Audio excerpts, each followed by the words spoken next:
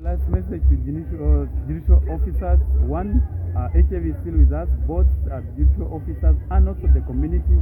We need to provide the information. We need to administer actually justice, ensuring that men are deterred from committing crime against young girls and young women, and we get justice. HIV awareness and sensitization among the community, and Judiciary has taken it up in all their court circuits across the entire country. For instance, today we are in Lango here. It brings all the court circuits within Lango, this Lango sub-region. Called Tometi. I work with Uganda's Commission as a coordinator for public country. We have about 1.4 million people living with HIV, and as per the program data that we have, by December 2022, we had about 52,000 infections in this country, and the majority of what we've actually seen is among young people between the age bracket of 15 to 24 years. That is where a lot of HIV infection is actually taking place. Right now, as the Commission, we have actually found out one, the issue of the cross-generational sex. You know, older men staying with these young girls having the interaction with their peers who actually have not tested, whom actually are not using condoms.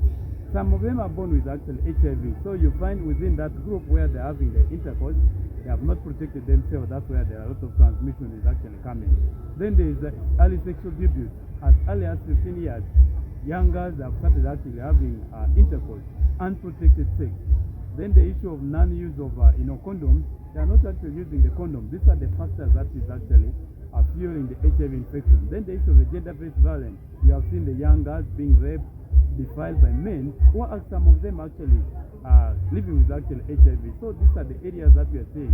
The issue of the poverty. These young girls you see in the street, they are sexual partners who are actually men, who are actually misusing them, sleeping with them actually live without actually testing and knowing their HIV status. So these are the risk factors that we've actually found contributing to that HIV infection. Particularly in Lira, we are not doing well. The national HIV prevalence is actually 5.1%. But for instance, in Lira City where we are, it's actually 11.3%. That is above the national average. And this we have actually seen, we have about 7,000 people, both Lango, within Lira City and Lira District, people living with HIV. So, within the country, we are number 6 when you look at the statistics. So, this is not good for us as a sub-region. We need to engage young people. We need to engage all those who are positive, get enrolled, and they're on treatment so that the virus gets suppressed. It's okay.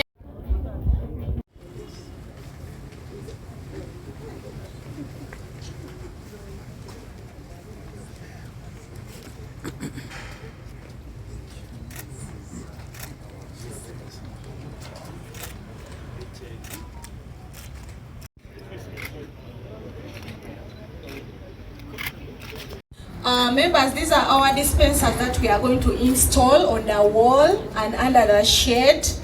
It is transparent and it has come with a key. So the key is inside here.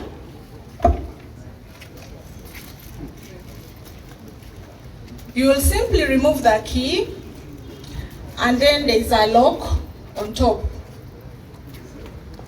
It's inserting the key and it's opening. You see it? It is as simple as that. So once you have opened, you will now put our condoms, fill it properly, and then once you have done that, of course we are assuming it will be screwed on the wall. Those who are going to consume them will now pick them. There's another hole down here. You'll pick them one at a time. But of course, as you're picking, don't consume everything and pocket. You pick what is enough and leave for others. Because we are aware they are on high demand. So, through you, Your Honor, I am going to request that the judicial officers closely supervise the installation of these dispensers. So once you have refilled, you will simply just close the top and then you keep away the key. Thank you. Okay, HR can tell us how this one works. was looking after them. And it is a true story, by the way. The young maid was in love with the man, and the man didn't know. And this young girl was these girls of, you call them these days planned babies, planned kids. They don't do anything, they don't mop the bedroom, they don't make the bedroom, they called a maid to do everything in the bedroom. This young maid was called every morning to go and clear things in the bedroom, even disposing of the condoms. On this fateful day, she gets the condom, pours the sperms in herself, and she became pregnant. They are asking her who is the owner of the pregnancy. He's saying that the boss. The boss almost ran mad because he was like, when on earth did I make love with this girl? They said, let us go to court, let us do this, let us, you know the courts are now the everything for everyone. The court said, now, we can't say anything as of now. Let the baby be born and we do a DNA. To do a DNA, the baby was for that gentleman. And the man is like, for heaven's sake, I've never, maybe in my dream, how? Then the girl broke down. You people, you know how you interrogate cases. The girl broke down and said, there is a day I went to clean, Auntie told me to go and clean the bedroom. I saw he used a condom, and all along I had admired him, and I tried my luck and poured the sperms in my vagina, and I became pregnant. And that's how she became pregnant. Seriously, planned babies, planned people. People have gone to school, we don't want to do certain things. And they are small things. When you are to use these condoms, use them carefully. Then why I called the OSs. Kindly, every box has instructions. Please pin them there. Don't get scared of this. Doctors told us we fear to use the condom, but we don't fear to go for the action. The OS here, I don't know her name, I'll not mention one.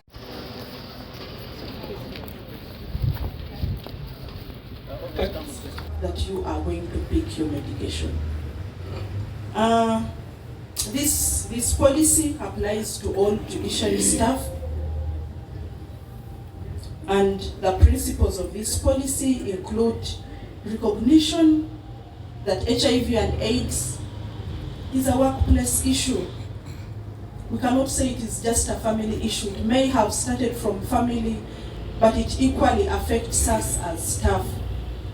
It affects how you deliver at the workplace. So it's not is to provide an enabling framework for the management of HIV and AIDS in the judiciary.